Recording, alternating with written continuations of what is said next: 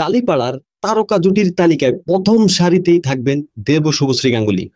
একসময় তাদের সম্পর্ক ছিল ইন্ডাস্ট্রির ওপেন সিক্রেট।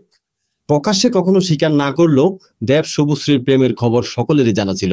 দুজনের প্রেম শুরু হয় 2009 সালে মুক্তি পাওয়া চ্যালেঞ্জ ছবি থেকে।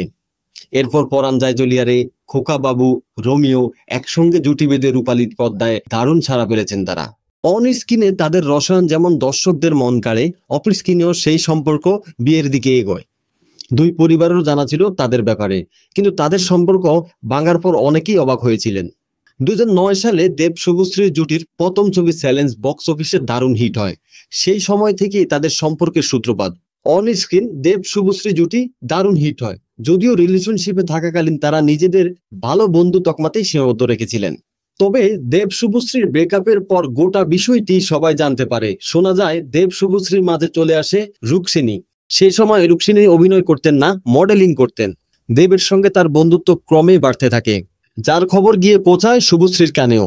এরপরই নাকি দেব শুভশ্রীর সম্পর্কে দূরত্ব সৃষ্টি হয়।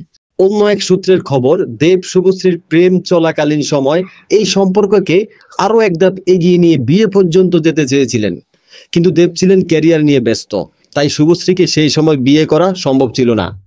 তাদের এই বিষয় নিয়ে ঝগড়া অশান্তি হয়, যার থেকে সম্পর্কে ভাঙন। অপরদিকে দেব চুটিয়ে প্রেম করছিলেন রুক্মিণীর সঙ্গে, তবে কবে তারা বিয়ে করছেন তা জানা যায়নি। 10 বছর পর দেব শুভশ্রীর ধূমকেতু বক্স অফিসে দারুণ সাড়া ফেলেছে। ব্রেকআপের এত বছর পর একসঙ্গে তাদের দেখে সকলের মনে একটাই প্রশ্ন, ব্রেকআপ কেন হয়েছিল, যার সঠিক কারণ দেব শুভশ্রী ছাড়া আর কেউই জানে না।